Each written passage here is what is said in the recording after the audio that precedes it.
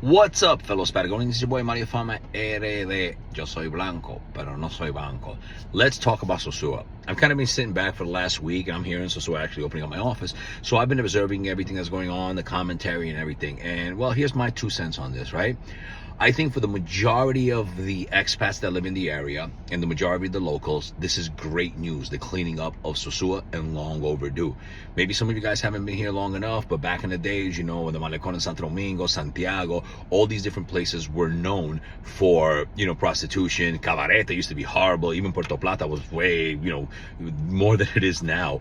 And one by one, they cleaned them all up. Now, this has been long overdue, and this is one of the last places, including Boca Chica, where you can see street walkers and just all kinds of hookers walking around. Now, Sosua itself deserves better. It's a beautiful city. It has 2 of the most beautiful real beaches in the Dominican Republic. I mean, really beautiful, not just beautiful in photos, but when you go there. But this has been like a black mark on the entire country and the entire North Coast. And I guess for whatever reason, it finally looks like it's going to come to a head. They sent special prosecutors from Santo Domingo. The president's wife was talking about this right now. So this is much bigger than we've ever seen it before. They've tried before, but because, you know, the corruption and, you know, people profiting off of this, they've always kind of bounced back.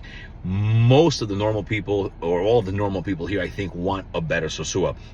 Better for the economy, better for the people, better for the families, better for the kids. Now, for you guys that are hooker hunters out here, don't worry. The Dominican Republic still has tons of hookers. You can find them on social media apps like on Tinder, Bumble, whatever. You can find them on specialized websites for that kind of stuff. And you guys really want to have fun, go to Medellin. There are tens and yetas in the street, not these picapollo chicks looking around here. Because another thing, like even I spoke to locals and they say, well, okay, it's not just prostitution, but the girls that come from all over the country, because you have to understand these girls are not from here. The ratchetest, crispity, crunchity, butterfingery, ratchet hoes from all over the country come here. That brings drugs, robberies, druggings, all kinds of things that come with that kind of lifestyle right in the middle of town. Now, people are, who's going to help the girls? Who's going to help the girls? Look, expats, we don't have a voice in this country. The only time we have a voice is whether we invest in a beach town or not.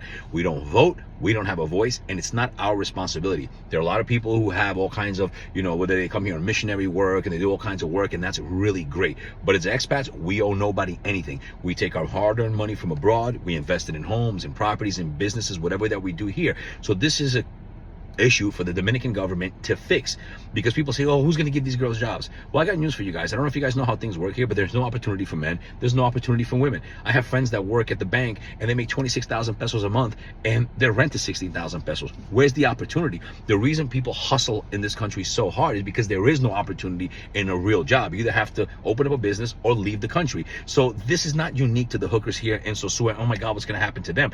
I'm worried about my friends that work at real jobs, that have families to feed and can't get a job that pays even 50, 60, 70,000, which is still not enough to raise a family in this country. So we're not here to save anybody. That's a government issue. They need to do that. But the city of Sosua deserves better. The inhabitants of Sosua, whether expats, whether foreigners, they deserve better.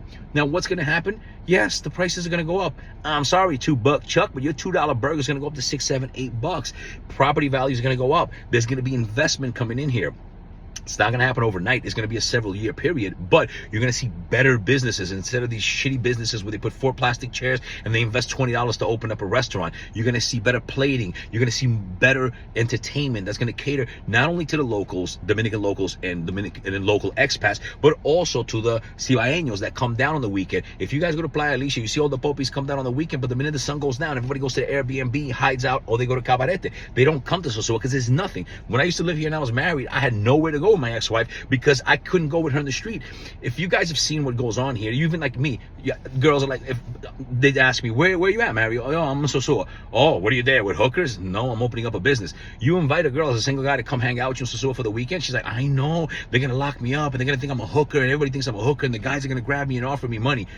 That is not the reputation the government wants for this town. That is not the reputation the people that live here, that are normal people, that want for this town. And yes, a few hooker hunters and a few people are going to be upset about this, but guess what? It's all going to go online. You can still get your hookers, but let the town be the town that it deserves to be. Turn it into a nice beach town. Let people walk the streets, go shopping, dining, bars, have fun, the way they do in other parts of the Dominican Republic and other parts of the world. This is one of the few spots that's left as a seedy red light district in the world, in the Dominican Republic, and I think it's time for it to clean up. And I think the government's doing a great job. I hope they continue to do this. Now, are the way they're going about it socially acceptable to everybody? Have they made some stuff that I've seen on the news and even personal people, like this one girl, 20-something-year-old, what do you call it, your American girl, they try to lock her up by mistake, and she doesn't even speak Spanish, and they were trying to lock her up as a hooker.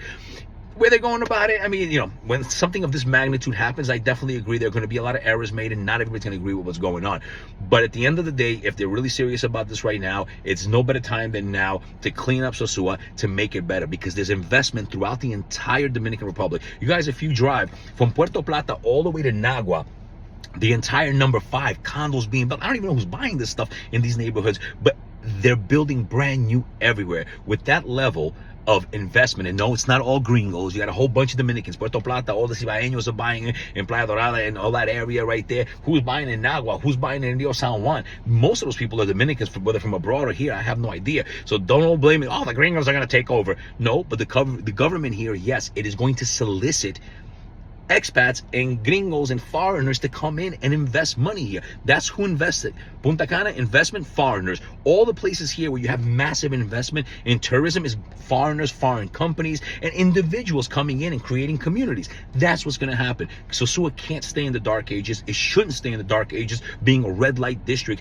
not giving it the value that it deserves with 2 of the most beautiful beaches in the Dominican Republic. That's my 2 cents on it. Let me know what you think in the comments. Drop them.